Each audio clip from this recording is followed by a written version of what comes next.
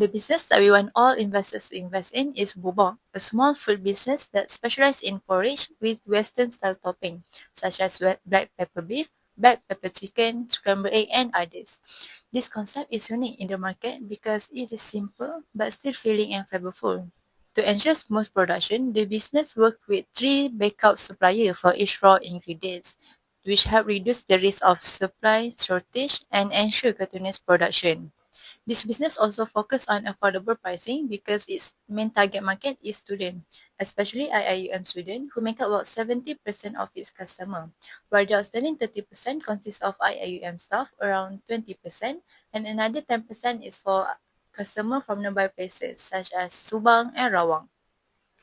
Overall, Bubok operates as a low-risk and customer-focused business with a strong emphasis on quality and long-term sustainability. One of the businessman's strengths is its operational stability. The owner used his own savings to fund the business, which means there are no debts or bank loans to worry about. They also have a smart backup supplier system, so food preparation is never interrupted. Currently, customers can buy their porridge through walk-ins or by ordering via WhatsApp. This combination provides convenience for students while allowing the owner to manage order effectively. However, Bubok faces a few challenges. A major weakness is the lack of social media marketing on platforms like TikTok or Instagram, which limits their exposure. Also, because they cater to students, they have to keep their prices low. This results in a low profit margin, making it harder to grow quickly. Another issue is the instability of demand. For instance, during campus events, sales can drop by as much as 60%. This makes it very difficult to plan daily food quantities and can lead to waste. To move forward, Bubok has an exciting plan to expand. They aim to open 5 to 10 kiosks at LRT stations along the Kelana Jaya line, targeting busy commuters. To support this growth, we suggest they upgrade to WhatsApp Business to handle orders more professionally and start a loyalty program to reward repeat customers. Financially, they must ensure any new project earns more than their 5.5% cost of capital. In conclusion, if Bubok can balance its modern menu with better technology and marketing, it has a very bright future ahead. Thank you. Weighted average cost of capital, or WACC, is used to evaluate investment decisions and determine whether a business creates value. This analysis identifies Bubok's cost of capital based on its financing structure and alternative investment returns. Bubok is fully financed by the owner's personal capital with a total investment of RM1,300, covering working capital and equipment. Since the business uses 100% equity financing, there is no debt, no interest expense, and no tax shield. The cost of equity represents the minimum return required by the owner. For small businesses, this is estimated using the opportunity cost approach. Bubok uses Amanah Saham Nasional Berhad, or ASNB, as a benchmark which offers a low risk return of 5.5% per annum. Therefore, the cost of equity is estimated at 5.5%. As the business is entirely equity financed, the WACC is equal to the cost of equity, which is 5.5%. This represents the minimum return required to justify the investment.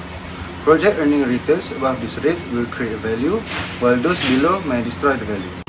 Compared to the food and beverage industry average WACC of 15.92%, Bubok's WACC is significantly lower, indicating lower perceived risk and more efficient financing. This gives Bubok a financial advantage in pursuing future investments and growth. Furthermore, many firms in the F&B industry rely on external financing such as debt or multiple equity sources, which increases overall cost of capital. In contrast, Bubok relies on internal equity financing, reduce exposure to interest obligation and financial distress. This strong financial position enhances flexibility in decision making and provides a competitive advantage, enabling the business to grow more sustainably compared to the industry peers with higher financing costs. Business valuation method. For the valuation of this business, we consider 3 methods. First, cost approach. Second, market approach. Third, discounted cash flow method. The cost approach values a business based on the value of its assets and liabilities. However, this method is more suitable for businesses that are being liquidated or where value is mainly derived from assets. Since our business operates as a going concern and generates value from daily operation, this approach is less appropriate. The market approach estimates value by comparing the business with similar companies in the market.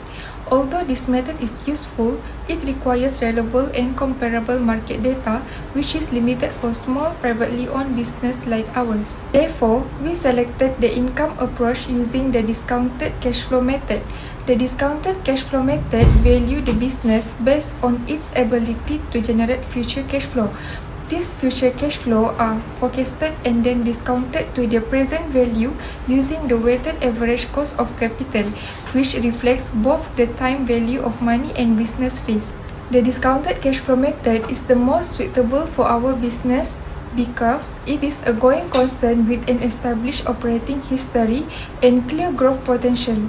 It also allows us to incorporate the business expected performance, cost structure, and risk profile directly into the valuation. This cash flow represents a financially attractive expansion for Bobo through the establishment of the new kiosk along the LRT Kelana Jaya line, which is a strategic location with strong revenue potential.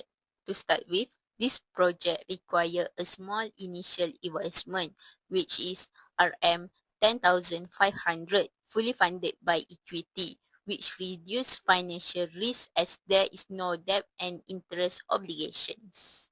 As you can see, from the first year of operation, this project generates a strong and consistent cash inflow.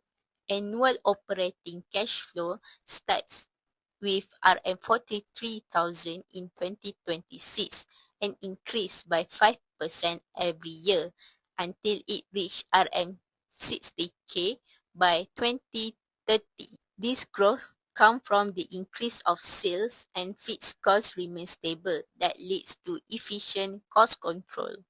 The project is also profitable. Earning before interest and tax EBIT increased from 57,000 to 80,000 over the project period. Even after tax at 25%, net income continues to increase every year. This shows the business is not just only growing in revenue, but also improve in profitability. At the end of the project in 2030, the business able to recover 9,000 of net working capital, increasing the final year's total inflow of 69,000. Overall, this project offers low capital requirement, predictable and growing cash flows, limited financial risk, and also clear value creation.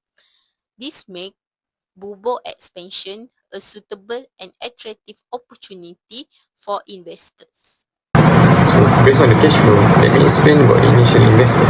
At the beginning of the project, the business need an initial investment of RM10,500. This amount shown as a negative cash flow because it is money going out at the start. For the discount rate used in this analysis is the WACC, which is the 5.5%. This rate represents the minimum return required by the business owner, which is the Bobo. Now, look at the cash flow for each year. In year 1, the project generated RM43,264. In year 2, cash flow increased to RM47,324. In year 3, it rises to RM51,481. In year 4, the cash flow is RM55,848. And finally, in year 5, the project generates RM69,434. This cash flow increase in each year, which shows that the project is expected to perform over time. After discounting all this future cash flow at 5.5% and subtracting the initial investment, we calculated the net present value. And the net present value for this project is RM215,171.38. Because the NPV is positive, it means that this investment creates value. In a simple word, the business earns more money than the cost of the investment. The positive NPV also increases the value of the business. When the project has a positive NPV, it adds to the overall business valuation. In other words, accepting this project makes the business worth it.